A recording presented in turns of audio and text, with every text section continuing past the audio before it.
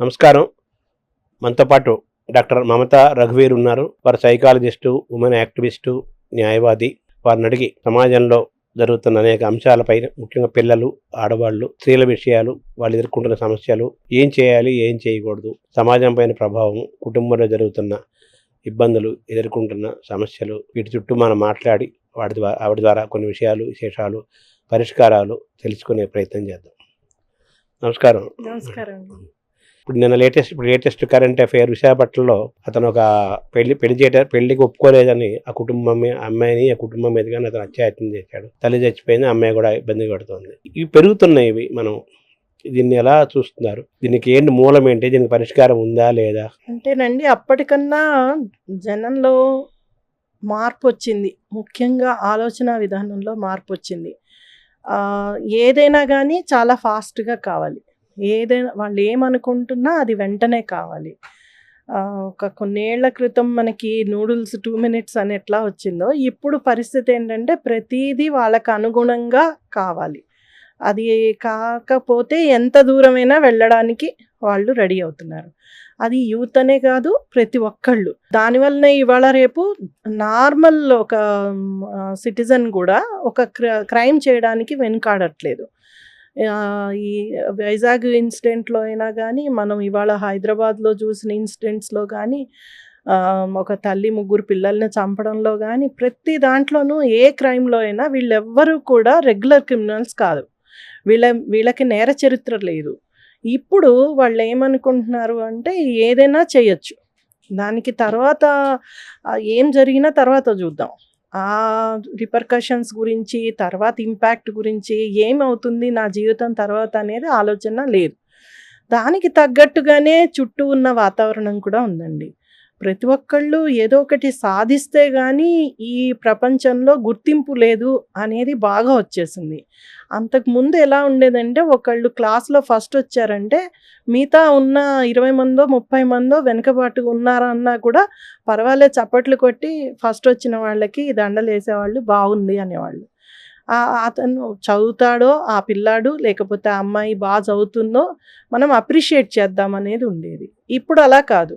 ఇప్పుడు ఏంటంటే ఎలా చూపిస్తున్నాము అంటే, ప్రతిదీ మీడియాలో కానీ, సోషల్ మీడియాలో కానీ, అందరూ కానీ త్వరితంగా ఎలాగైనా సరే పైకి ఎదగాలి. అది దాంట్లో తను అనుకున్నట్లుగా తనకి ఎలాంటి వ్యక్తి అయినా కానీ తనకు కావాల్సింది కావాలి. ఫర్ ఎగ్జాంపుల్, ఒక వ్యక్తి తనకి తగ్గట్లు ఒక పార్ట్నర్ని ఎన్నుకోవాలి అని అనుకుంటే, పూర్వము తన రంగు, రూపు, లేకపోతే తన స్టేటస్, తన దీన్ని బట్టే ఎక్కువ ఆలోచించేవాళ్ళు. ఇప్పుడు అలా కాదు. ఎవరైనా పొందొచ్చు అనేది సినిమాల్లో చూపిస్తున్నారు. ఎవరినైనా ఎలాంటి వాడైనా సరే హీరోయిన్నో లేకపోతే ఆ అమ్మాయో ఒప్పుకుంటుంది అనేది చూపిస్తున్నారు. దానివల్ల ఏమైపోయిందంటే, ఎలాంటి వాళ్ళైనా మాకు పడచ్చు, ఉండొచ్చు అనేది వచ్చేసింది యూత్లో. తర్వాత నేను అన్నట్లుగా స్పీడ్గా కావాలి, త్వరితంగా ఏదో ఒకటి కావాలి. ఇవాళ రిలేషన్షిప్స్లో అండి, పూర్వం ఉన్నంత టైము, ఓపిక లేవు. నువ్వు ఒక అమ్మాయికి అట్రాక్ట్ అయ్యావా, ఒక అబ్బాయికి అట్రాక్ట్ అయ్యావా, అదే మీటింగ్లో అదే ఒక్కసారి కలిస్తేనే నెక్స్ట్ టైం కల్లా ఒక రిలేషన్షిప్ ఏర్పడుతుంది. అంత ఫాస్ట్గా ఉంటున్నారు, అంత ఫాస్ట్గాను బ్రేక్ అవుతున్నారు. దానివలన ఇవన్నీ మారుతున్నాయండి. దానివలన ఏమవుతుందంటే, తొందరగా యాంగ్జైటీ, సాధించలేకపోతే డిప్రెషన్, తర్వాత మానసికంగా చాలా సమస్యలు ఎదుర్కొంటున్నారు. అవి ఎవరికి చెప్పుకోవట్లా. పూర్వం ఏంటంటే చాలామంది ఉండేవాళ్ళు చుట్టూ, ఒక కుటుంబమో లేకపోతే స్నేహితులు, అది కూడా ఫిజికల్గా ఉండేవాళ్ళు స్నేహితులు. ఇప్పుడు అంతా వర్చువల్ కదండి. మీకు ఇంతమంది ఫాలోవర్స్ ఉన్నారు, ఇంతమంది ఫ్రెండ్స్ ఉన్నారంటే అది ఆన్లైనే. ఎక్కడ కూడా ఫిజికల్గా ఫ్రెండ్స్ అనేవాళ్ళు తక్కువ. అంటే మన ఫేస్బుక్ లో దానికి ఫ్రెండ్స్ అనే టర్మ్ వాడుతున్నారు కానీ, అవును, వాళ్ళ ఫ్రెండ్స్ ఎలా అవుతారు? వాళ్ళని చూడరు కదా. ఫ్రెండ్ అనేది చాలా విలువైన మాట కదా, పదం కదా. వాళ్ళని కూడా చూడరు, కానీ వాళ్ళ వలన చాలా ఇన్ఫ్లుయెన్స్ అవుతారు. వీళ్ళకి ఎవరైనా నచ్చారు అని ఒక మెసేజ్ పెడితే అందరూ ఎంకరేజ్ చేసేవాళ్ళే, వెంటనే ఎప్పుడు అన్నట్లుగా మాట్లాడేవాళ్ళే. పూర్వం ఎంకరేజ్ చేసినా కూడా దాని వెనకాల లోతుపాట్లు చెప్పేవాళ్ళు ఉండేవాళ్ళు, లేకపోతే సాధక బాధకాలు చెప్పేవాళ్ళు ఉండేవాళ్ళు. కుటుంబంలో కూడా ఇవన్నీ డిస్కస్ చేయగలిగే అంత ఉండేది ఎవరో ఒకళ్ళు ఉండేవాళ్ళు. ఇప్పుడు ఎవరికి చెప్పుకోవడం ఇష్టం లేదు. అంత గుంభనే, అంతా దాచిపెట్టడమే. సోషల్ మీడియా వచ్చాక అంతా సోషల్ మీడియాలోనే. అంతేకాని మాట్లాడడం, కమ్యూనికేట్ చేయడం, ఎలా మాట్లాడడం, ఎవరితో చెప్పుకుందాం, ఇది నేను చేస్తున్న పని కరెక్టా కాదా, అలాంటి ఆలోచన, డిస్కషన్ ఇంట్లో కూడా ఉండట్లేదు. ఇంట్లో అసలు చేయలేరు, తల్లిదండ్రులతోటి అసలు చేయలేని పరిస్థితి. వాళ్ళు అలానే ఉంటున్నారు బిజీగా, వీళ్ళు అలానే ఉంటున్నారు. ఒక ఇద్దరు మనుషులు ఉన్నారంటే ఇద్దరు మొబైల్స్లోనే ఉంటున్నాం. సో ఈ వర్చువల్ వరల్డ్లో ఏమవుతుందంటేనండి, అది గ్రాటిఫికేషన్ అనేది ఉండదు. మేము సైకాలజీలో చెప్తూ ఉంటాం, సంతృప్తి అనేది ఉండదు. ఆ సంతృప్తి కోసం వెంపర్లాడుతూ ఉంటారు. అది ఎట్లా దొరుకుతుంది, దేని వలన దొరుకుతుంది, అందువలన ఇంత త్వరితంగా నా ముందు నాతో పాటు ఉన్న పిల్లాడే ఇంత బాగున్నవాడే అని తల్లిదండ్రులు అనుకుంటున్న వాళ్ళకి ఆ అబ్బాయి డ్రగ్స్ అలవాటు అవడమో, లేకపోతే ఒక పెద్ద నేరం చేయడమో, ఇవన్నీ జరిగిపోతున్నాయి. అంటే సొంత వాళ్ళు, తల్లిదండ్రులు అంటే ఇంకా సొంత వాళ్ళు ఇంకెవరు ఉండరు. అలాంటి వాళ్ళు కూడా గుర్తించలేని పరిస్థితిలో మన ఆలోచన విధానం ఉంటుంది. థాట్స్ని ఎప్పుడు ఆపలేము. థాట్స్ ఎట్లా అయినా ఉండొచ్చు, కానీ మన బిహేవియర్ని, ఆలోచన విధానం అంటే మన యాటిట్యూడ్ని కంట్రోల్ చేసుకోగలం. సో థాట్స్ రాంగ్ వేలో వెళ్తున్నాయి అన్నప్పుడు వాటిని ఎలా అదుపు చేసుకోవాలో ఇప్పుడు ఉన్న పరిస్థితిలో ఎవరికి తెలియట్లేదు. ఎందుకు వస్తున్నాయి అంటే ప్రేరణ ఎక్కడి నుంచైనా ఉండొచ్చండి, ఎక్కడి నుంచైనా ప్రేరేపించబడచ్చు. అది ఓటీటీ అవ్వచ్చు, సినిమా అవ్వచ్చు, ఫ్రెండ్ అవ్వచ్చు, ఇంకోళ్ళు అవ్వచ్చు. బట్ ఆ థాట్స్ని కంట్రోల్ చేసుకోవడం లేదు కాబట్టి అంత త్వరితంగా ఈజీగా క్రైమ్ చేస్తున్నారు. ఇప్పుడు దీనివల్ల వచ్చేది ఏంటి బెనిఫిట్, తర్వాత నా జీవితం ఏమవుతుంది? ఒక దొంగతనం చెయ్యాలి అంటే ఎంతో భయం ఉండేది. అమ్మో దొంగలిస్తే రేపొద్దున పట్టుబడితే రేపు ఏమవుతుంది నా లైఫ్ అనేది భయం ఉండేది. ఇప్పుడు ఆ భయం లేదు. ఎందుకంటే ఎలా దొంగతనం చెయ్యాలో, ఏ విధాల్లో చేయొచ్చో, దొరకకుండా ఎలా ఉండాలో, ఇవన్నీ కూడా మనకి అన్ని విధాలుగా విషయాలు తెలుస్తున్నాయి. మనకి గూగుల్లో ఇలాంటివి వచ్చాక సెర్చ్ ఇంజన్స్ ఈజీ అయిపోయింది, ఏదైనా సెర్చ్ చేయొచ్చు. దాంట్లో ప్రతి ఇన్ఫర్మేషన్ ఉంటుంది. ఇంకా దానివలన అది కరెక్టే, మనం చెయ్యొచ్చు, ఏం కాదు. పట్టుబడినా బయటపడచ్చు. ఎందుకంటే చట్టంలో చాలా లొసుగులు ఉన్నాయి. మన చుట్టూ సమాజంలో ఎంతోమంది నేరస్తులు బయటకు వచ్చి హ్యాపీగా తిరుగుతున్నారు. ఒక వ్యక్తి ఒక బాలిక మీద అఘాయిత్యం చేసిన వ్యక్తి బయటపడి రేపు మర్నాడు కొన్నాళ్ల తర్వాత మళ్ళీ ఒక విదేశీ యువతిని రేప్ చేశాడు. ఇది ఏం సెట్ చేస్తుంది ఎగ్జాంపుల్? ఓహో, పాక్సో కేసులో నిందితుడు ఆ కేసులో మాఫీ చేయబడ్డాడు, బయటకు వచ్చాడు, మళ్ళీ ఒక విదేశీ యువతిని రేప్ చేయగలిగాడు. అంటే డెఫినెట్గా ఎవరికైనా ఆలోచన రావచ్చు, ఒక దాని నుంచి బయటపడడం అనేది ఈజీయే అనే ఆలోచన రావచ్చు. అంటే చట్టాల్లో ఉన్న లొసుగులని వాడుకునే వాళ్ళు కొంతమంది ఉన్నారు, అలాగే చట్టాలని మిస్యూజ్ చేసుకొని ఇష్టం వచ్చినట్టు కేసులు పెట్టి ఇబ్బంది పెట్టే వాళ్ళు ఉన్నారు. రెండు రకాలు నడుస్తున్నాయి. ఓవరాల్కి దీన్ని ఒక సైకలాజికల్ డిజార్డర్ అనాలా, మనం దీన్ని ఎలా చూడాలి?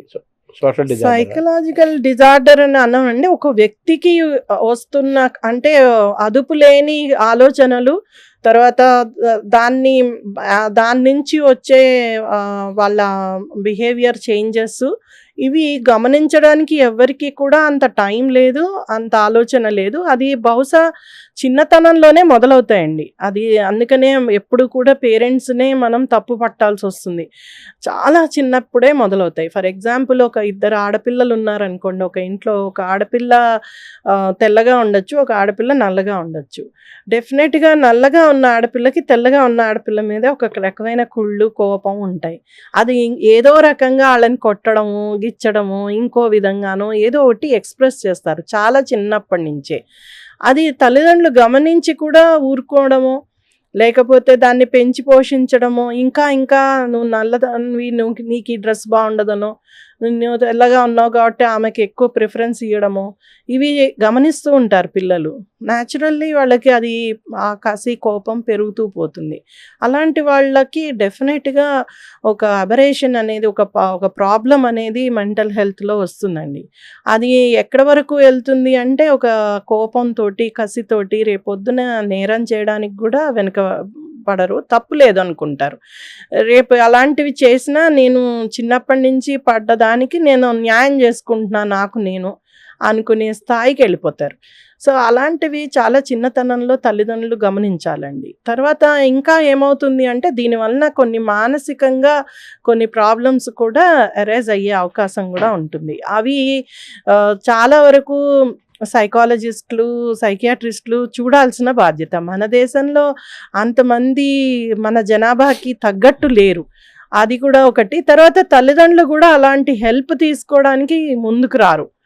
మేము మేనేజ్ చేస్తున్నాము, మా పేరెంటింగ్ కరెక్టే అనే ఉద్దేశం. మహా అయితే 2 తగిలిస్తారు, 2 దెబ్బలేస్తారు, లేకపోతే తిడతారు, అరుస్తారు. కానీ అమ్మ ఎలా అరుస్తుందో పిల్లలు కూడా గమనిస్తూ ఉంటారు. అమ్మ కోపంతో కొట్టినా కూడా అవన్నీ గుర్తుంటాయండి డెఫినెట్గా. అంటే అవి బాగుపడడానికి బదులు వాళ్ళని ఇంకా ఇంకా నేరం వైపు లాగడానికి అవకాశాలు ఎక్కువ మెండుగా ఉంటాయి. అందువల్లనే చాలా వరకు సైంటిఫిక్గా రీసెర్చ్ ఏం చెప్తోందంటే కిల్లర్స్ ఎవరైతే సీరియల్ కిల్లర్స్ ఫస్ట్ మదర్తోనే చంపిన వాళ్ళు చాలామంది ఉన్నారు ప్రపంచంలో. అంటే అంత కోపం అన్నమాట. బికాజ్ మదర్ ఎప్పుడు కొట్టేదో, లేకపోతే మదర్ ఎప్పుడు చండశాసనరాలో, లేకపోతే మదర్ నచ్చని విధంగా ఉండేదో, ఏదో కారణాలు ఉండొచ్చు. సో అట్లా ఇంటి నుంచే మొదలవుతుంది కాబట్టి పేరెంట్స్ చాలా జాగ్రత్తగా పిల్లల మానసిక స్థితిని గమనించాలి. ఎలా ఆలోచిస్తున్నారు వీళ్ళు, పిల్లల ముందు ఇలాంటి విషయాలు మాట్లాడకుండా ఉండడం, జాగ్రత్త పడడం. ఒకవేళ ఏదైనా తేడా కనిపిస్తే ఖచ్చితంగా ప్రొఫెషనల్ హెల్ప్ తీసుకోవడం, చూపించడం, వాళ్ళకి ఏమైనా ఉన్నాయా ఇలాంటివి. వాళ్ళు రేపు చాలా టూల్స్ వచ్చాయండి టెస్ట్ చేయడానికి. సో మానసిక స్థితిని టెస్ట్ చేయించడం అది తప్పులేదు. దాంట్లో ఏదైనా ప్రాబ్లం ఉందనుకోండి అక్కడికే సాల్వ్ అవుతుంది.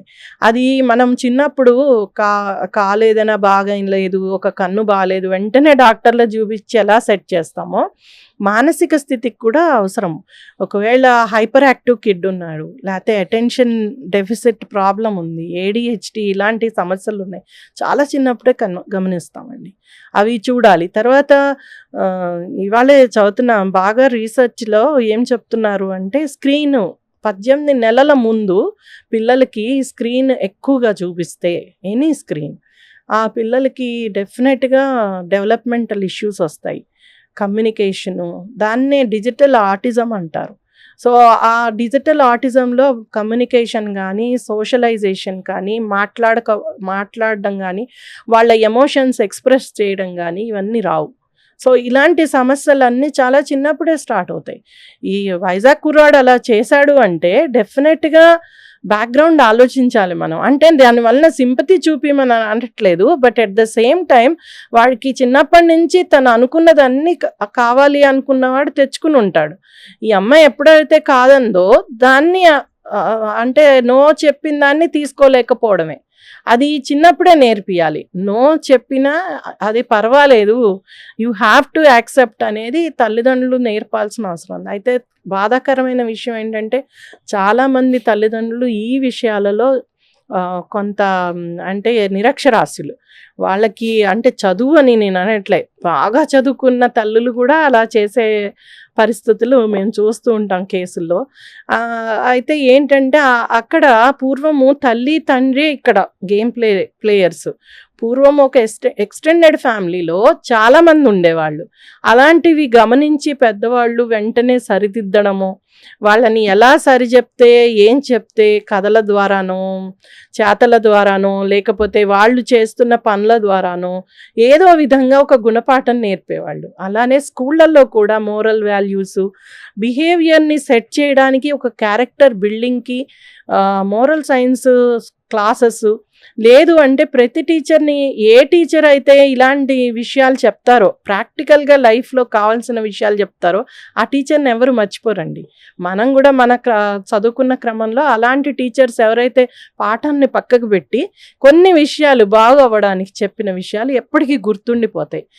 అవి ఇప్పుడు టీచర్లు చెయ్యట్లేదు. ఎందుకంటే పెరిగిన సిలబస్లు, ఉన్న స్ట్రెస్ వాళ్ళకున్నది, తర్వాత పిల్లలు కూడా రిసీవింగ్ లేదు. అది చాలా చిన్నప్పటి నుంచి మనం ఖచ్చితంగా నేర్పించాల్సిన అవసరం ఉంది. లిజనింగ్ స్కిల్స్ అంటే వినడం, అలాగనే రిసీవింగ్, ఏదైనా ఎవరైనా చెప్పినప్పుడు దాంట్లో మంచి తీసుకోవడం, అలాంటివి తల్లిదండ్రులు నేర్పాల్సినవి. అలా నేర్పకపోతేనే ఇలాంటి సమస్యలు తర్వాత చూడాల్సి వస్తుంది. అంటే మొత్తం పెంపకం దశలోనే ఇంటి వాతావరణంలోనూ, అలాగే స్కూల్ వాతావరణం, కాలేజీ వాతావరణం, ఆ వాతావరణం మొత్తం కూడా అనారోగ్యంగా ఉంటాం. పర్యవేక్షణ లేకపోవటము, మంచి చెడులు చెప్పేవాళ్ళు లేకపోవటము, ఒక ఇంటి పెద్ద కానీ లేదా సైకలాజికల్గా వాళ్ళని సెట్ చేసేవాళ్ళు కానీ లేకపోవటం అనేది, ఆ గ్యాప్. నెక్స్ట్ టెక్నాలజీ అందుబాటులోకి రావటం, మొబైల్ అందులోకి రావటం, ఇవన్నీ కలిసి మొత్తం వ్యవస్థనే, సమాజాన్ని, కుటుంబాన్ని మొత్తం చిన్నాభిన్నం చేసి కొత్త క్రైములు పెరగటం, ఒక అశాంతిని, ఒక క్రైమ్ని పెంచుతున్నాయి. మరి దీనికి పరిష్కారం ఏంటి? అదే నేను చెప్పినట్లు టెక్నాలజీ ఉంది, టెక్నాలజీకి ఇంకా కనెక్ట్ అవటమే కానీ డిస్కనెక్ట్ అవటం ఉండదు. సైంటిఫిక్గా ఏం చెప్తున్నారు అంటే టెక్నాలజీని వాడుకోవాలి పిల్లలకి, కానీ నేను చెప్పినట్లుగా 18 నెలలు దాటేంత వరకు పిల్లలకి అసలు స్క్రీన్ చూపించకపోవడం, 2 to 5 years వరకు వాళ్ళకి 1 hour డేలో స్క్రీన్, మొత్తం రోజులో 24 గంటలు ఒక 1 to 2 hours స్క్రీన్ ఇవ్వడం, దాని మీద ఖచ్చితంగా కంట్రోల్ ఉండాలి. తర్వాత మీరు నిజంగా ఏదైనా నాలెడ్జ్ నేర్పియాలి పిల్లలకి అనుకుంటే మీరు కూడా కూర్చుని వాళ్ళతో పాటు నేర్పించడం, స్క్రీన్లో చూపిస్తూ, అది బెటర్. ఇంకా దానివల్ల డిస్కషన్ ఉంటుంది, ఆ అంశం మీద వాళ్ళకి ఇంకా విస్తృతంగా చెప్పడానికి అవకాశం ఉంటుంది. అలాంటప్పుడు తల్లిదండ్రులు దాన్ని బాగా ఒక మంచి అంటే వాళ్ళకి నేర్పించడానికి ఒక మీడియంగా ఉపయోగించుకోవచ్చు. మన లెర్నింగ్ లో గ్రూప్ డిస్కషన్ మెథడ్ లాగా. అవునండి, అది లేకపోవడం వల్లనే చాలా వరకు ఈ సమస్యలు వస్తున్నాయి. ఏదైనా కానీ ఒక డిస్కషన్గా తల్లిదండ్రి ఇంట్లో పిల్లలతో మాట్లాడే అలవాటు ఉంటే అలాంటి పిల్లలు ఇలాంటివి చెయ్యరు. సో ఎందుకంటే అది చెడు మంచా అనే చెప్పగలిగి డిస్కస్ చేయగలిగి అలాంటి వాతావరణం ఉందనుకోండి, అప్పుడు డెఫినెట్గా వాళ్ళకు కూడా ఉన్న సందేహాలు తీరుతాయి, తప్పుడు ఆలోచనలు తగ్గుతాయి, ఇది కరెక్ట్ కాదు అనేది తెలుస్తుంది. ఎవరైనా చెప్తేనే కదా తెలిసేది, లేకపోతే ఎలా తెలుస్తుంది? నాకు ఈ మధ్య ఒక కాలేజ్కి వెళ్తే ఒక అబ్బాయి అన్నాడు, మేడం మాకు అమ్మాయిలతో ఎలా ఉండాలో ఎవరు నేర్పరండి, మాకెవరు చెప్పరు. మా అమ్మాయిలతో మాట్లాడొద్దని తల్లిదండ్రులు చెప్తారు, ఒక పక్క ఏమో మా ఫ్రెండ్స్ అందరూ నీకు గర్ల్ ఫ్రెండ్ లేదా అంటారు, ఒక పక్క ఏమో అమ్మాయిలను చూస్తే ఫాస్ట్గా ఉంటారు, ఏం మాట్లాడుతున్నామో ఎలా మాట్లాడాలో తెలియని పరిస్థితి. అయితే అబ్బాయి చెప్పాడు, నేను గూగుల్ చేశాను, కొన్ని వీడియోస్ చూశాను అమ్మాయితోటి ఎలా మాట్లాడాలి అని, అయినా కూడా నాకు అర్థం కాలేదు అమ్మాయిలు అని చెప్పాడు. నిజమే అనిపించింది. ఒక తండ్రిగా ఒక ఎగ్జాంపుల్గా ఉండొచ్చు ఇంట్లో. ఒక తండ్రి భార్యతో ఎలా బిహేవ్ చేస్తున్నాడో ఆ అబ్బాయి డెఫినెట్గా చూస్తూ ఉంటాడు. ఎలా చేస్తున్నాడు నాన్న, ఎలా మాట్లాడుతున్నాడు, అమ్మని ఎలా ఒప్పిస్తున్నాడు, నొప్పించకుండా ఎలా ఒప్పిస్తున్నాడు, ఇవన్నీ స్కిల్స్, లైఫ్ స్కిల్స్, అవన్నీ గమనిస్తూ ఉంటారు పిల్లలు. అలానే ఎట్లా కొట్లాడుకుంటున్నారు వీళ్ళు, ఏం చేస్తున్నారు, కొట్లాడుకున్నాక ఎలా ఉంటున్నారు, మళ్ళీ ఫ్రెండ్లీగా అవుతున్నారా, లేదంటే ఒకళ్ళ మీద ఒకళ్ళు కోపం పెట్టుకుంటున్నారా. ఇంకొకటి అండి, పావులుగా వాడుకుంటారు తల్లిదండ్రులు ఈ పిల్లల్ని. దానివలన కూడా ఏంటంటే పార్షియాలిటీ, ట్రాన్స్పరెన్సీ లేకపోవడం, సీక్రెట్స్ దాచడం, పిల్లల చేత అంటే చెప్పద్దు అని చెప్పడం, ఇలాంటివి చాలా ఉంటాయి. పిల్లలు చాలా గమనిస్తారండి. ఎక్కడి నుంచో నేర్చుకోరు. పిల్లలు నేర్చుకునేది మన ఇంట్లోంచే నేర్చుకుంటారు. సో ఇంట్లో ఏం జరుగుతుందో, ఎన్ని అబద్ధాలు చెప్తున్నారో, లేకపోతే ఎన్ని మాటలు మాట్లాడుతున్నారో, ఎలాంటి మాటలు మాట్లాడుతున్నారో, లేకపోతే వాళ్ళని చులకన చేస్తున్నారో, లేకపోతే వాళ్ళని మరీ పొగుడుతున్నారో, ఇవన్నీ కూడా గమనిస్తూ ఉంటారు. అందుకని కొంత అంటే పూర్వం కన్నా ఇప్పుడు పిల్లలు చాలా స్మార్ట్. మనం చూస్తున్నాం కదండి, అంతకంతకి బ్రెయిన్ డెవలప్మెంట్ కానీ, ఉన్న ఫుడ్డు లేకపోతే టెక్నాలజీ వల్ల పిల్లలు చాలా షార్ప్గా తయారవుతున్నారు. వాళ్ళకి అందుకునేటట్లు పేరెంట్స్ కావాల్సిందే. మీరు కంటున్నారు అంటే బాధ్యత అది. నేను కంటాను, క్రష్‌ల్లో పెంచుతా, ఇంకెక్కడో ఎక్కడైనా పెంచండి. మీరు క్వాలిటీ టైమ్ పిల్లలకి ఇవ్వగలిగి, పిల్లల్లో వస్తున్న మార్పులు గమనించుకుని, వాళ్ళ మీద ఒక కన్నేసి ఉంచకపోతే, వాళ్ళు అటువైపు విక్టిమ్స్‌గా మారే అవకాశం ఉంది. లేదు అంటే క్రిమినల్స్‌గా మారే అవకాశం ఉంది. అంటే ఈ క్రమంలో పిల్లల్ని ఆడవాళ్ళని మగవాళ్ళు అర్థం చేసుకోవటం కానీ, మగవాళ్ళని ఆడవాళ్ళు అర్థం చేసుకోవటం కానీ, అది అర్థమవుతుంది అన్నాడు కదా అబ్బాయి కాలేజీకి పోయి స్టూడెంట్. మామూలుగా ఎప్పటి నుంచో మనం వింటున్న మాట, ఆడవాళ్ళని మనం అంచనా వేయలేము, సముద్రం లోతుగా సరే ఏదో పొయిటిక్గా లేదో చెప్తారు. బట్ మామూలుగా చూస్తే మగవాళ్ళని మనం కొంత అంచనా వేయచ్చు కానీ ఆడవాళ్ళు మనం అంచనా వేయలేము, ఆడవాళ్ళు ఏంటి అన్నది అంచనా వేయలేము అని ఎప్పటి నుంచో ఉన్న ప్రశ్న. ఇప్పుడు ఈ ఆడవాళ్ళు ఉంటారు, మగవాళ్ళని అంచనా వేయలేకపోతున్నామని వాళ్ళు అంటున్నారు. సో ఓవరాల్గా అంచనా అలా ఉంచితే వారు ఒకరినొకరు అర్థం చేసుకోవటంలోనూ ఫెయిల్ అవుతున్నారంటారా? ఎందుకు ఆ ఫెయిల్యూర్ వస్తుంది? ఒకటండి, స్త్రీ పురుషుడు ఎవరైనా కానీ ఒక వ్యక్తి, ఫస్ట్ ఆఫ్ ఆల్ ఆ వ్యక్తిని అంచనా వేయాలి అంటే అతని అభిప్రాయాలు, ఆమె ఇష్టాలు, ఆమె అలవాట్లు చాలా ఉంటాయి.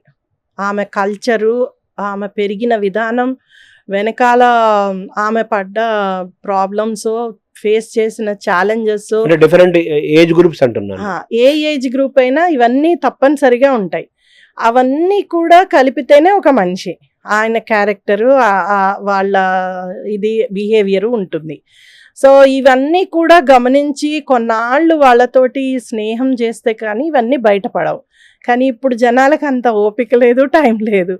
ఓ 4 మెసేజెస్ చాట్లో పెట్టారా, 4 మాటలు మాట్లాడారా, నెక్స్ట్ ఏంటి అనే దాంట్లోనే హడావిడిలో ఉన్నారు. ఆ హడావిడిలో ఏమవుతుందంటే అర్థం చేసుకోవడానికి టైం దొరకదు, రాంగ్గానే అర్థం చేసుకుంటారు. అది కనీసం ఆ విషయాలన్నీ తెలియవు కాబట్టి రాంగ్గా అర్థం చేసుకున్న వలన తప్పుడు మనుషుల్ని సెలెక్ట్ చేసుకోవడము, అంటే తప్పుడు డెసిషన్స్ తీసుకోవడము, ఇవన్నీ జరుగుతాయి. ఒక మనిషిని అర్థం చేసుకోవాలంటే జీవితకాలం సరిపోదంటారు. సో భార్యాభర్తలుగా 50 ఏళ్ళు సంసారం చేసిన వాళ్ళు కూడా అర్థం చేసుకోలేక ఒకళ్ళ పొట్లాడుకునే వాళ్ళని చాలా మందిని చూస్తూ ఉంటాం. అలానే చాలా ఏళ్ల ఫ్రెండ్షిప్ ఉన్నా కూడా ఇంకా అర్థం కాని విషయాలు ఉంటాయి. ఎందుకంటే మనిషి ఆలోచనలు, మనిషి విషయాలు మారుతూ ఉంటాయి. పరిస్థితుల్ని బట్టి మారచ్చు, ఇంకోటి కావచ్చు, ఏదైనా అవ్వచ్చు. కాబట్టి అది అర్థం చేసుకోవడం కన్నా వీళ్ళు ఎక్కువ టైం ఇవ్వగలగడం చాలా అవసరం. ఒక పెళ్ళికైనా, ఒక ప్రేమకైనా, ఒక స్నేహానికైనా మీరు ఎంత సమయాన్ని వెచ్చిస్తారు, ఎంత వరకు ఎఫర్ట్ పెడతారు, ఎంత ఓపికగా ఉంటారు అనేవి చాలా ఇంపార్టెంట్ విషయాలండి. ఇది లేనంత కాలం ఎప్పుడు కూడా ఇన్స్టెంట్ రిలేషన్షిప్స్ ఏర్పడతాయి, బ్రేక్ అవుతాయి. మీకు కూడా హ్యాపీనెస్ అని ఉండదు. అప్పటికి ఇన్స్టెంట్గా ఏదో హ్యాపీనెస్ అనిపించచ్చు కానీ అది లాంగ్ లాస్టింగ్ ఉండదు. ఏ మనిషికైనా లాంగ్ లాస్టింగ్ రిలేషన్ ఉంటేనే సంతృప్తి అనేది వస్తుంది జీవితంలో. అది రావాలి అంటే కాస్త ఓపిక అవసరం, తర్వాత తెలుసుకోవడం అవసరం, ఇంకా డెప్త్ వెళ్ళడం అవసరం, దానికి సమయం వెచ్చించడం, తర్వాత వాళ్ళ అభిప్రాయాలకి, వాళ్ళ ఆలోచనలకి విలువ ఇవ్వడం, ఇవన్నీ చాలా అవసరం. అలా విలువ ఇచ్చిన దగ్గరే స్నేహం కానీ, బంధం కానీ ఉంటుంది. అది లేనంత కాలం ఉండదు. మనం ఏం చేస్తున్నామంటే అసలు ఆ ఆలోచనలు ఏంటి, వాళ్ళ అభిప్రాయాలు ఏంటి, అవి కూడా ఏర్పడేంత అవకాశం తీసుకోవట్లేదు, ఆ టైం తీసుకోవట్లేదు. అది ప్రాబ్లం అక్కడ. అందుకనే ఓపిక్గా ఎఫర్ట్ పెడితేనే ఏ బంధమైనా లాంగ్ లాస్టింగ్ అవుతుంది. దానికి అవసరం కూడా అలాగా ఎఫర్ట్ పెట్టడం. అంటే అది అంతా మీరు ఏంటంటే మీరు ఒక జనరేషన్ నుంచి వచ్చారు కాబట్టి, మీరు ఒక బ్యాక్గ్రౌండ్ నుంచి వచ్చారు కాబట్టి మీది ఒక ఆలోచన విధానం ఉంటుంది, నాకు ఒక ఆలోచన విధానం ఉంటుంది. అలాగే ఇప్పుడు జనరేషన్స్ మారుతున్నాయి, బ్యాక్గ్రౌండ్స్ మారుతున్నాయి. మొత్తం ఇంటి దగ్గర నుంచి స్కూలు, కాలేజీ వరకు, బయట వరకు, వర్కింగ్ ఏరియాస్ వరకు అన్నీ మారిపోతున్నాయి. ఈ మారుతున్న సమాజాన్ని మనం అబ్జర్వ్ చేస్తున్నాం. ఏం మారుతున్నదో మనకు తెలుస్తుంది. కానీ మారుతున్న ఈ సొసైటీలో, ఈ టైంలో దానికి పరిష్కారాలు అనేవి అసలు ఉంటాయా, ఉండవా, దాన్ని ఎలా చూడాలి? డెఫినెట్ గా పరిష్కారం ఉందండి. మనం కొంతవరకు అంటే ఇప్పుడు మారుతున్న కాలాన్ని అర్థం చేసుకుంటూ దానికి తగ్గట్లుగా మనని నైపుణ్యాలు పెంచుకోవాల్సిన అవసరం ఉంది. అది కొన్ని జీవన నైపుణ్యాలైనా కానీ, కొన్ని మన ఆలోచనలని కంట్రోల్ చేసుకోవడమైనా కానీ, సెల్ఫ్ అవేర్నెస్ కానీ, అవన్నీ కూడా మైండ్‌ఫుల్‌నెస్ కానీ ఇవన్నీ మనం ఏవైతే వింటున్నామో, అందరూ చెప్తున్నారో ఇవన్నీ చాలా అవసరం. అది మార్చుకుంటే డెఫినెట్‌గా ఇలాంటి మారుతున్న కాలానికి తగ్గట్లుగా మనం ఒకప్పుడు మొబైల్ లేనప్పుడు మాట్లాడాలి అంటే దూరాలు మాట్లాడాలి అంటే ఓ ట్రంక్ కాలో ఫోను ల్యాండ్ ఫోన్ నుంచి ఆ ట్రంక్ కాల్ కోసం వెయిట్ చేసి కలిసిన ఒక ఫ్యూ మినిట్స్ మాట్లాడడానికి నానా కష్టాలు పడేవాళ్ళం. లేదు అంటే ఇంకా అవి కూడా లేని చోట్ల ఉత్తరాలు వీటితోటి. ఇప్పుడు ఏముందండి, ఒక క్షణంలో మీరు ప్రపంచంలో ఎవరితో అయినా కనెక్ట్ అవ్వచ్చు వితౌట్ ఏ కాల్. ఇంకా రేపొద్దున వితౌట్ ఏ ఫోన్ కనెక్ట్ అయ్యే రోజులు వచ్చేసాయి. అంత టెక్నాలజీ వచ్చింది. సో మనము కొన్ని స్కిల్స్ ఇంకా ఎక్కువ ఇంప్రూవ్ చేసుకోవాల్సినది ఉందండి. ఆ స్కిల్స్ అంటే ఒకటి కమ్యూనికేషన్. అంతకుముందు భాష కాస్త వచ్చో లేకపోతే నేర్పరితనం వస్తే కమ్యూనికేషన్ అనేవాళ్ళం. ఇప్పుడు కమ్యూనికేషన్ వేరు. అది కూడా కొన్ని రూల్స్ రెగ్యులేషన్స్తోని కమ్యూనికేట్ చెయ్యడం నేర్చుకోవాలి. అది సోషల్ మీడియా కానీ ఆన్లైన్ కానీ తప్పనిసరిగా ఆ రూల్స్ కండిషన్స్ ఫాలో అవ్వాల్సిన అవసరం ఉంది. ఒకళ్ళనొకళ్ళు అనుకోవడం కానీ, గొడవలు కానీ, తర్వాత సారీలు చెప్పడం కానీ, ఇప్పుడు మనం అన్ని రకాలుగా అటు రాజకీయంగా ప్రభుత్వంగా పరంగా అన్ని రకాలుగా మనం చూస్తున్నాం. అదే కాకుండా వ్యక్తుల పరంగా కూడా బుల్లింగు, తర్వాత ఒకళ్ళనొళ్ళు అనడం అంటే కనపడం కాబట్టి ఏమన్నా నడుస్తుంది. మీరు ఎదురుకుండా ఉండి కమ్యూనికేట్ చేస్తే ఖచ్చితంగా మీ హావభావాలు ఇంకో విషయాలు అన్నీ అర్థమవుతాయి. కోపంగా ఉన్నాడా లేకపోతే కోపంతో అంటున్నాడా, ఒక జోక్గా అంటున్నారా అనే విషయం తెలుస్తుంది. అదే ఒక మెసేజ్లో ఇవన్నీ తెలియవు. దానివలన తొందరగా ఎదుటి వాళ్ళు ఇంపాక్ట్ అయ్యేది. ఎట్లా అయినా ఒక మాట పడడం అనేది తగ్గిపోయింది.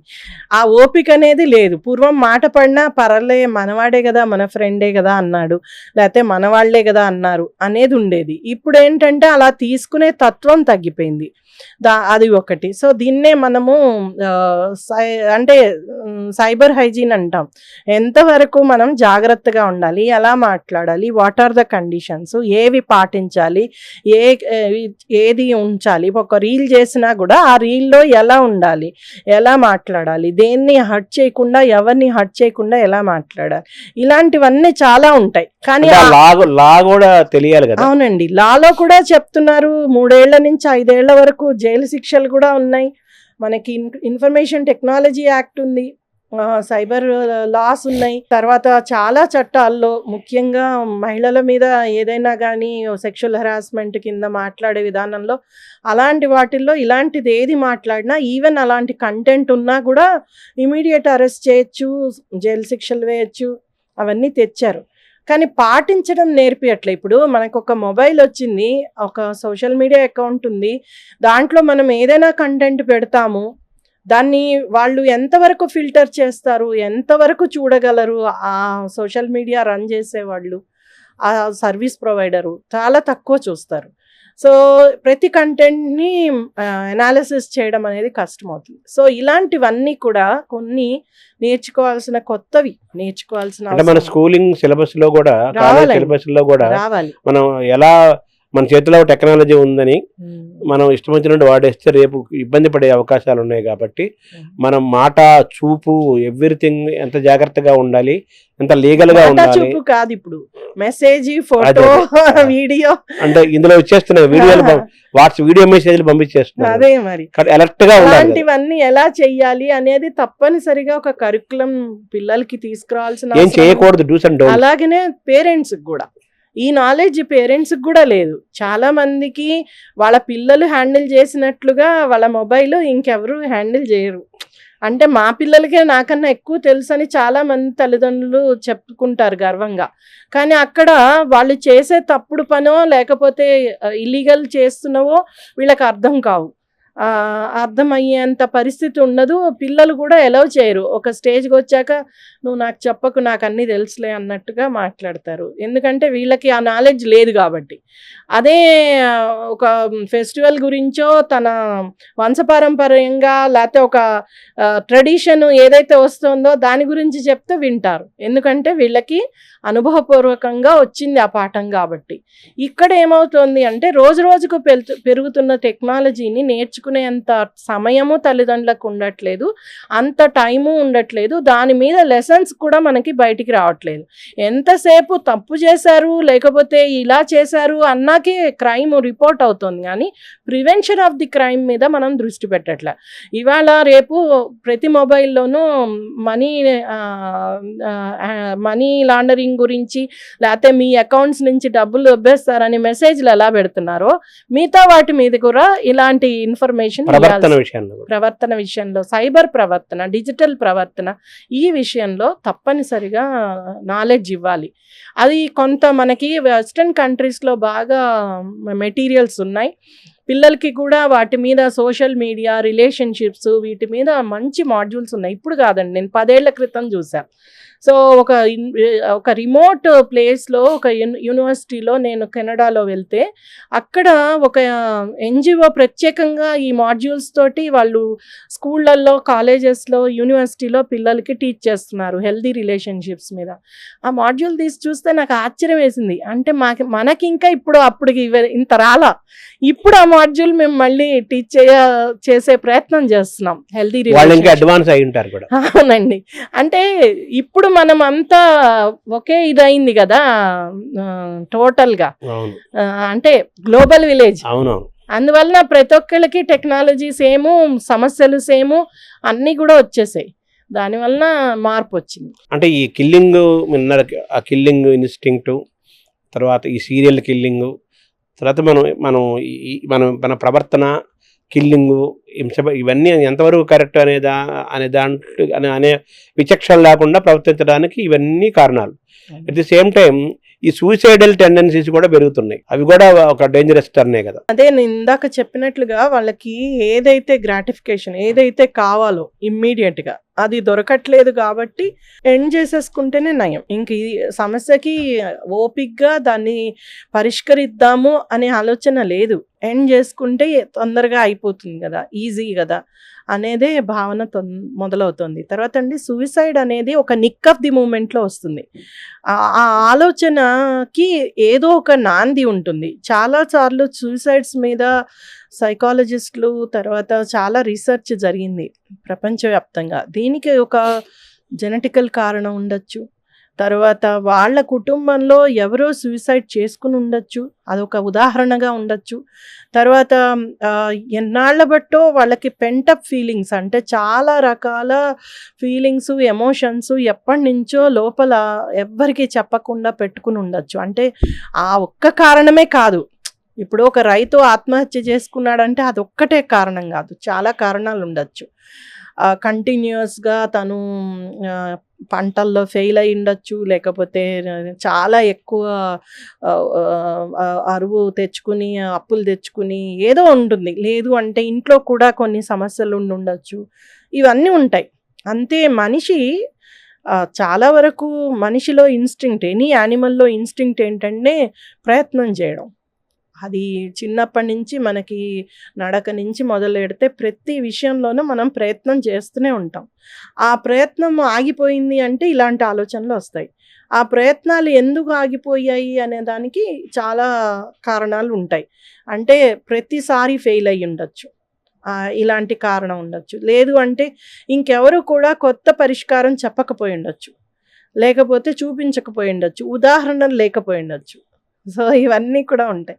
సో ఒక మనిషి అలా ఆలోచించి ఇంకా ఆ నిర్ణయం తీసుకున్నాడు అంటే ఈ వెనక బ్యాక్గ్రౌండ్ చాలా ప్లే అవుతుంది. ఆ బ్యాక్గ్రౌండ్ని ఐడెంటిఫై చేయగలిగింది కుటుంబ సభ్యులే. వాళ్ళు ఐడెంటిఫై చేయగలిగారు. ఇప్పటిదాకా నవ్వుతూ మాట్లాడాడు, సడన్గా వెళ్ళి ఎందుకు ఆత్మహత్య చేసుకున్నాడు, సడన్గా వెళ్ళిపోయి దుంకేసిన వాళ్ళు ఉన్నారు. అంటే వాడి వెనకాల మైండ్లో ఏం ప్లే అవుతుంది. పైకేమో నవ్వుతూ ఉండి హ్యాపీగా కనిపించి వెనకాల అసలు చాలా మైండ్లో చాలా ప్లే అవుతూ ఉంటుంది. అది గుర్తించడం కష్టం, దగ్గర వాళ్ళకి మట్టుకే గుర్తిస్తుంది. కానీ అలాంటి వాళ్ళు చాలా వరకు ఎవరిని దగ్గర రానియరు, ముందు నుంచే కావాలని దూరం పెట్టుకుంటారు. సపోర్టివ్ సిస్టమ్స్ అంటాం మనం. చుట్టూ ఉన్న తనకి ఎలాంటి సమస్య వచ్చినా నాకు ఉన్నారు వీళ్ళు అనే వాళ్ళని మనము పెంచుకోవాలి. రిటైన్ చేసుకోవాలి. వాళ్ళని నుంచి మనము ఇంకా ఎక్కువ సపోర్ట్ సీక్ చేయాలి. అంటే అడగాలి, తీసుకోవాలి. అలాంటి వాళ్ళని పెంచి పోషించుకోవాలి. అలాంటివి చాలా ఇంపార్టెంట్ అండి. ఒక రాజుకు కూడా మంత్రి తోడు లేకపోతే రాజ్యం ఏలలేడు. అంత మంత్రే కదా సలహా, అదే ఆయన- మరి ఆయనే ఎవరో నడిపేది. ఒకరు సలహాలు ఇవ్వాలి. సో అలాంటి సలహాదారులు, తర్వాత శ్రేయోభిలాషుల్ని మనం ఖచ్చితంగా పెంచుకోవాల్సిన సందర్భాలు ఇవి. అంటే ఖచ్చితంగా ఈ సమయంలో అలాంటి వాళ్ళని ఇంకా ఎక్కువగా మనము నమ్మాలి. మనిషి నమ్మకపోతే ఎవరు నమ్ముతారండి? అది అది పోతోంది మనుషుల్లో. నేను చెప్తే మళ్ళీ బుల్లీ చేస్తారు, నన్ను తక్కువ చేస్తారు, ఇంకోటి చేస్తారు, నలుగురికి చెప్తారు, ఇవన్నీ ఉంటాయి. యాక్చువల్లీ ఎవరి నుంచి మనము అంటే వాళ్ళకి ఓపెన్గా చెప్పుకోగలమో, ఎవరైతే మన మాట విని మన కోసం ఆలోచిస్తారో అలాంటి వాళ్ళు తప్పనిసరిగా ఉండాలి. తల్లిదండ్రులు కూడా ఏం చేస్తున్నారు అంటే పెంపకంలో కూడా ఇలాంటి వాళ్ళు అక్కర్లేదు నీకు అనే విధంగా పెంచుతున్నారు. మేము ఉన్నాం కదా, ఇంకెవరు అక్కర్లేదు. అది కరెక్ట్ కాదు. ఇప్పుడు మామూలుగా మనం అన్నారు కదా, ఇప్పుడు పిల్లలకి తెలివితేటలు బాగా పెరుగుతున్నాయి, చాలా షార్ప్ గా ఉంటున్నారు గతంతో పోల్చుకుంటే అంటున్నారు. అంటే వాళ్ళ ఐక్యూ లెవెల్స్ కూడా చాలా ఎక్కువగా ఉన్నాయి అంటున్నారు. అంటే ఐక్యూ ఇంపార్టెంట్. అయితే ఈ భావోద్వేగాల్ని కంట్రోల్ చేసుకోవటం కానీ, భావోద్వేగాలను ఎప్పుడు వ్యక్తపరచాలి, ఎప్పుడు వ్యక్తపరచకూడదు, ఎలాంటి వాటిని వ్యక్తపరచాలి, ఎలాంటి వాటిని వ్యక్తపరచకూడదు, ఆ బ్యాలెన్స్, ఎమోషనల్ ఈక్యూ కూడా ఉండాలి కదా, ఎమోషనల్ కేషెంట్ కూడా ఉండాలి కదా. అక్కడ ఫెయిల్ అవుతున్నారని చెప్పాలి కదా. దీన్నే ఎమోషనల్ ఇంటెలిజెన్స్ అంటాం. మనకి ఐఐటీలలోకి వెళ్ళిన పిల్లలు కూడా సూసైడ్స్ చేసుకుంటున్నారు. ఐఐటీల్లోకి చదవాలి అంటే డెఫినెట్గా క్రీమ్ ఆఫ్ ది స్టూడెంట్సే అయి ఉండాలి. వాళ్ళు చాలా హార్డ్ వర్క్ చేయాలి, చాలా ఏళ్ళు హార్డ్ వర్క్ చేయాలి, చేస్తేనే ఐఐటి అన్నాక ఇంకా అది వాళ్ళకి ఒక అచీవ్మెంట్ లైఫ్లో. ఈవెన్ పేరెంట్స్ కూడా చాలా గర్వంగా ఫీల్ అవుతారు, మొత్తం అందరూ వాళ్ళని ఇది చేస్తారు. మరి ఇంకా అక్కడికి వెళ్ళాక ఎందుకు సూసైడ్ చేసుకుంటున్నారు?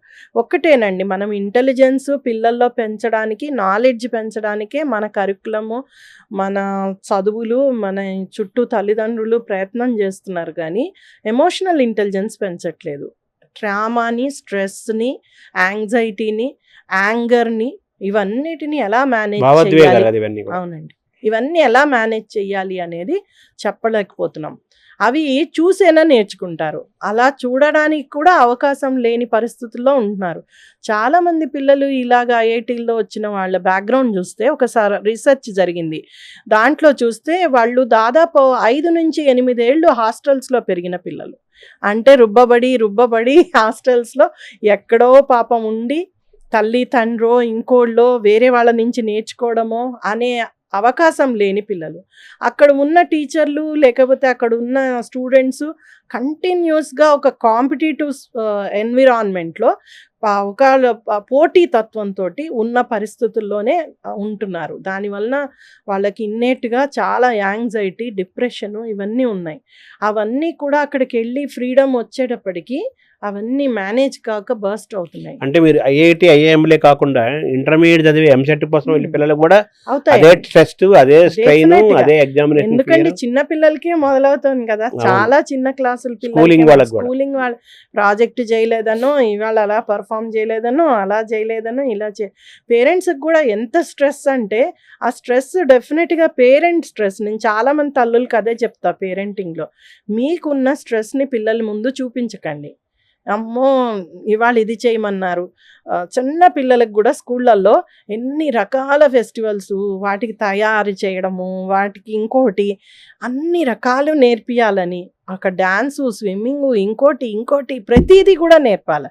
మేము నేర్చుకున్నాం, మా పేరెంట్స్ అలానే నేర్పించారు. కానీ చాలా హ్యాపీగా ఒకదాని తర్వాత ఒకటి, ఒక ఏజ్లో ఒకటి అలా నేర్చుకుంటూ వచ్చాం. అంటే చదువుకి, ఆటలకి, కళలకి, ఆట కూడా అన్నిటికీ పూర్వం కూడా ఆట ఉండేది కదా. అంటే చాలా హ్యాపీగా వెళ్ళి ఆడుకునేవాళ్ళు. ఇప్పుడు అలా కాదుగా, ఆట కూడా ఒక కాంపిటీషనే.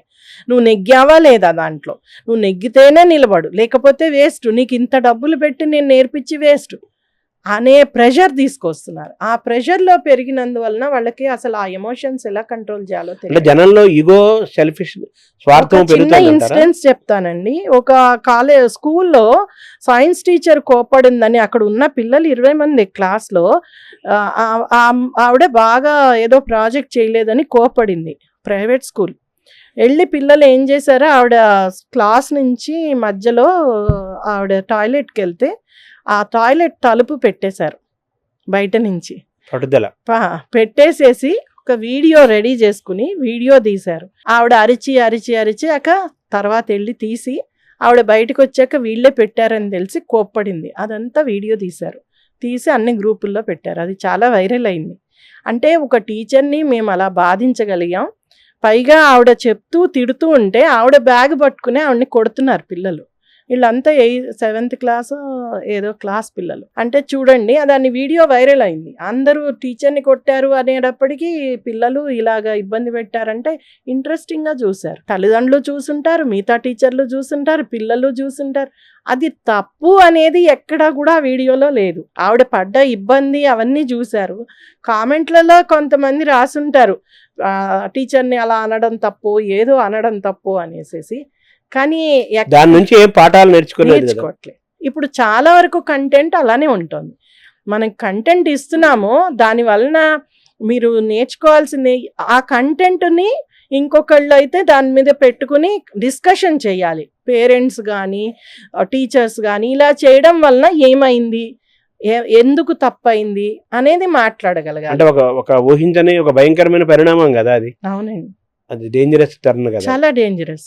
అంటే ఇంకా ఎటుపోతుంది సమాజం, పిల్లలు ఇలా పాడవుతున్నారు అవే మాట్లాడుతున్నాం. కానీ ఇలాంటి వాటి మీద మనం స్కూళ్ళల్లో పిల్లలతోటి ఇంట్లో తల్లిదండ్రులు ఎప్పుడైతే చర్చిస్తారో దీంట్లో రాంగ్ ఏంటి రైట్ ఏంటి. ఇప్పుడు మనం మాట్లాడుతున్నాం ఒక వైజాగ్ ఇన్సిడెంట్ గురించి, రాంగ్ ఏంటి రైట్ ఏంటి, ఎందుకు జరిగింది, ఎలా జరగకుండా ఉండాలి అనేది మాట్లాడాలి. ఇలాంటి డిస్కషన్స్ పిల్లల మెదడులో వస్తే కనుక వాళ్ళకు కూడా ఓహో ప్రతిదానికి మనం దాంట్లోంచి ఏది తీసుకుందాం, గ్రహిద్దాం, ఏది తీసుకోవద్దు అనేది ఇంపార్టెంట్. రావాలి అంటే ఖచ్చితంగా ఈ ప్రాక్టీస్ ఉండాలి. ఎనలిటికల్ ఎబిలిటీ పెరగాలి, తర్వాత అన్నింటినీ సమానంగా తీసుకునే లక్షణం పెరగాలి. సో ఇదంతా ఒక సైకలాజికల్ గా తను బ్యాలెన్స్ చేసుకుంటూ ఆ బ్యాలెన్స్ తప్పకుండా ఇంబ్యాలెన్స్ గా వెళ్లకుండా చూడాల్సిన బాధ్యత స్కూలు, కాలేజీ, అంతా చెప్పాలంటే పెద్దలే దీనికి మూలం. ఎందుకంటే బాధ్యత రహితంగా ఉంటున్నాం మనం. మీరు కంటెంట్ పెట్టి వదిలేస్తున్నారు సోషల్ మీడియాలో, పిల్లలు చూస్తారు. మనం ఎవరు వాటిని చూస్తారు, ఎంతమంది లైక్ చేశారు అనేదే చూస్తున్నాం. కానీ ఏ ఏజ్ గ్రూప్ వాళ్ళు చూశారు, ఎలాంటి వాళ్ళు చూశారు ఎనాలిసిస్ ఉండదు కదా. దాన్ని చూసిన వాళ్ళు ఎలా ఇన్ఫ్లుయెన్స్ అయ్యారు, దాన్ని నెగిటివ్ గా తీసుకున్నారా పాజిటివ్ గా తీసుకున్నారా అనేది ఉండదు. ఎలా రిసీవ్ చేసుకుంది మంచికి తేడా ఉంటుంది కదా. అవునండి, ఒక ఆరోగ్యపరమైనది పెట్టినా అంతే, ఒక సైంటిఫిక్ ఇష్యూ పెట్టినా అంతే, ఒక పెంపకం గురించి పెట్టినా అంతే, చాలా మంది కంటెంట్ పెడుతున్నారు. కానీ దాని మీద నిజమైన చర్చ లేకపోతే ఒక ఆలోచన, ఎందుకు ఏది కరెక్టా కాదా అనే ఓపిక విచక్షణ లేదు. ఇవాళ ఒకటి చూసామంటే ఇవాళే పాటిస్తారు, మిల్లెట్ తినండి, ఇవాళ మిల్లెట్ తింటారు, రేపు ఇంకోటి చూసారు, రేపు ఇంకోటి తింటారు. కన్ఫ్యూజన్ కూడానండి దానివల్ల. అందుకనే పూర్వం కూడా సినిమాల్లో మంచి చెడు చూపించేవాళ్ళు, కానీ దాని మీద అదొక సినిమాగా తీశారు, ఇంకేటో ఆలోచించుకుని కాస్త విచక్షణ ఉండేది. రేపు వస్తున్న కంటెంట్ మీద అంత ఎనాలిసిస్ లేదు, ఎవరికి అంత ఓపిక లేదు. రీల్స్ చూసామా వరుసగా చూసేస్తాం, అది ఇంపాక్ట్ ఏముందా మన మీద, నైట్ చూసామా నిద్ర ఎందుకు పట్టలేదు, ఇంకా ఏం జరిగింది, ఇలాంటివి చాలా మైండ్ మీద ప్లే అవుతాయండి. పొరల్లో మానసికంగా బ్రెయిన్ పొరల్లో ఉండిపోతాయి ఈ కంటెంట్స్ అన్ని. అవన్నీ ఒకేసారి ఎప్పుడో బ్రేక్ అవుతాయి. సో సూసైడ్స్ చేసుకున్న వాళ్ళు చాలా మంది కూడా ఈ రీసెర్చ్ చేసుంటారు, ఎప్పుడో ఎలా చేయొచ్చు, సూసైడ్ ఎలా చేసుకోవచ్చు వాళ్ళ యాంగిల్ అది. ఓవరాల్ గా ఏంటంటే అకాడమిక్ గా దాన్ని ఆలోచించడం, రీసెర్చ్, తర్వాత అప్లికేషను, ఒక డిస్కషను, ఒక క్వశ్చన్ అండ్ ఆన్సరు, ఒక చర్చ, అసలు ఇదంతా ఒకప్పుడు మనకి ఇళ్లలో ఉండేది.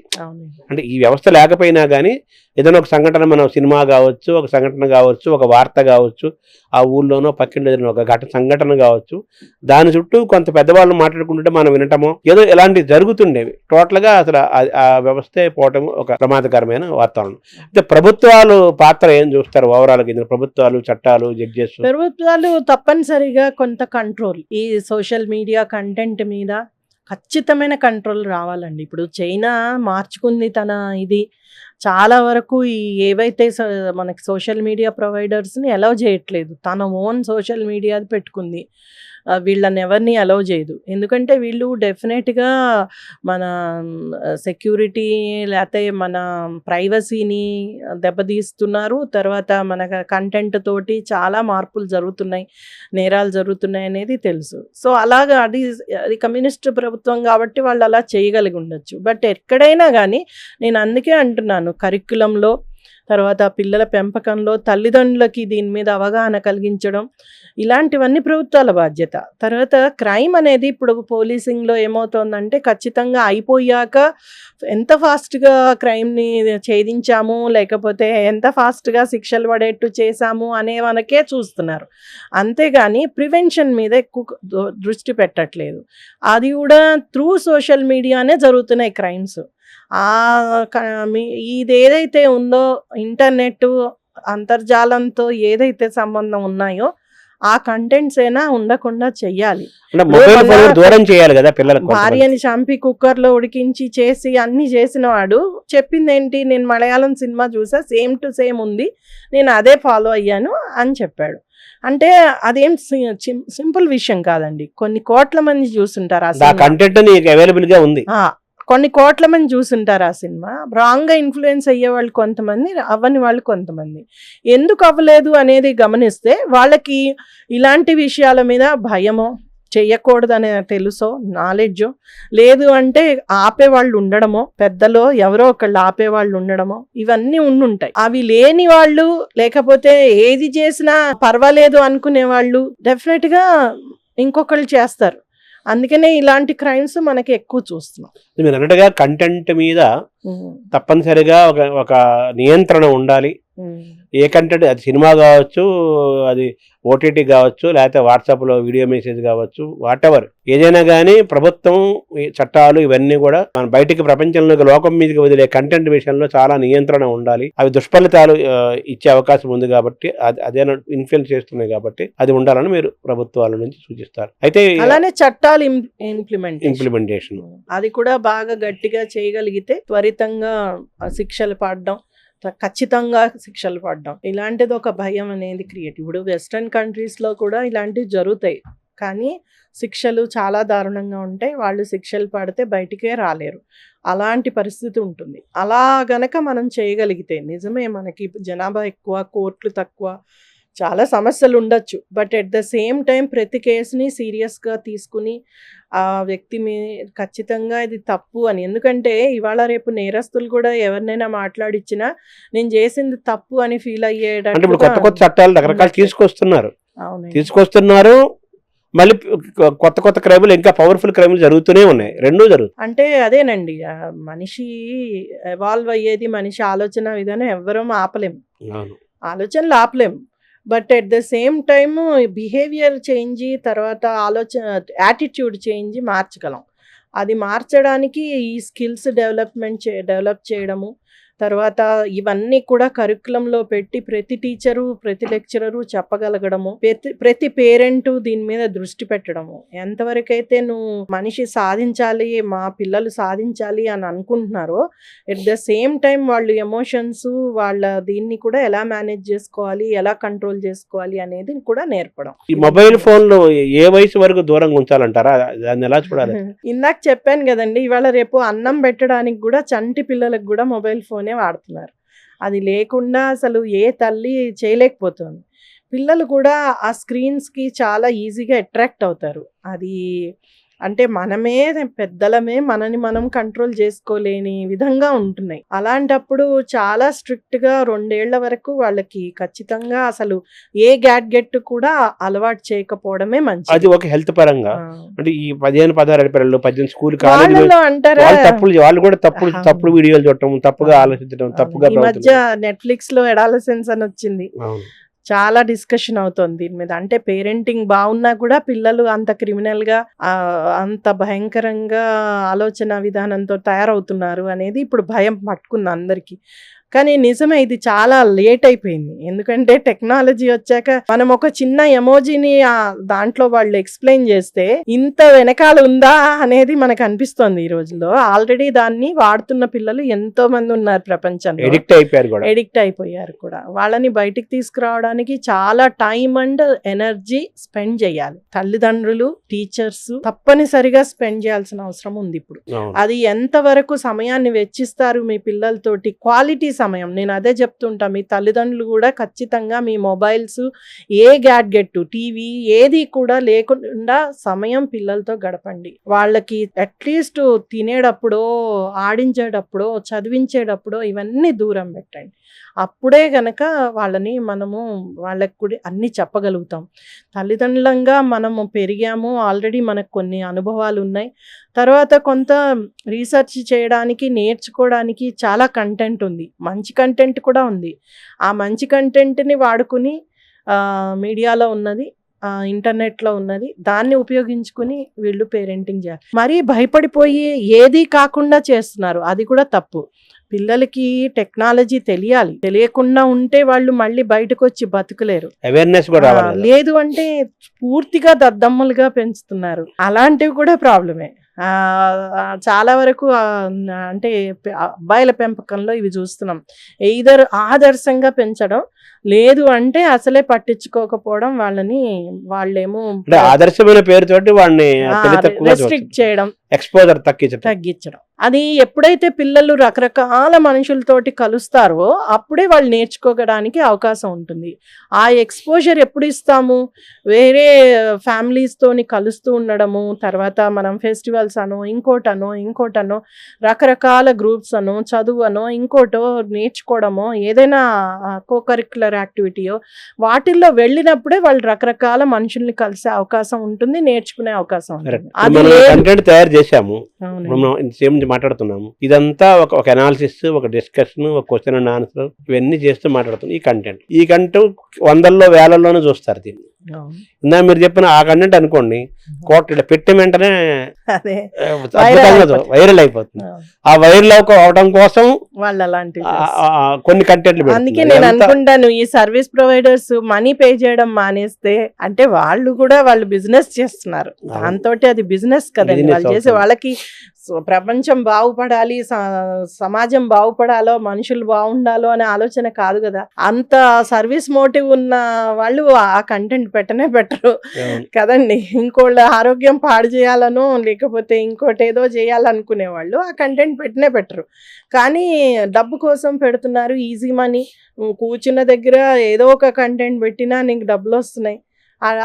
అది ఎప్పుడైతే బిజినెస్ అయిందో డెఫినెట్గా దాంట్లో ఇప్పుడు కల్తీ అనేది మొదలైపోతుంది. మనము కొనే వస్తువుల్లో కల్తీ ఎలానో ఈ కంటెంట్ లోనూ కల్తీ అలానే మొదలవుతుంది. ఓవరాల్ గా ఏంటంటే కంటెంట్ మీద నియంత్రణ ఉండాలి. బాధ్యతాయుతమైన తల్లిదండ్రులు ఉంటేనే బాధ్యతాయుతమైన పిల్లలు పెరుగుతారు. అలాగే బాధ్యతాయుతమైన అధ్యాపకులు, అలాగే వాతావరణము, చట్టాలు, ప్రభుత్వం, ఇది అందరూ కలిసి చేసే పని గాని ఏ ఒక్కరి పని కాదు. ఒక్కరి మీద నెట్టేయకూడదు, తప్పుగా నెట్టేయకూడదు. కాబట్టి ఇది సమిష్టిగా మారాల్సిన అవసరం మనకు ఉంది. టెక్నాలజీని సద్వినియోగం చేసుకోవాలి. అట్ ది సేమ్ టైము మనకి చదువుతో పాటు సంస్కారము, ఆలోచనలు, కళలు, ఆటలు, ఇవన్నీ కూడా కంప్లీట్ మీల్ అంటారు కదా, పర్ఫెక్ట్ ఎడ్యుకేషన్ ఒక కంప్లీట్ గా సంపూర్ణమైన వితౌట్ ప్రెజర్ నేర్పించాల్సిన అవసరం అయితే ఉంది. Thank you madam. Thank you.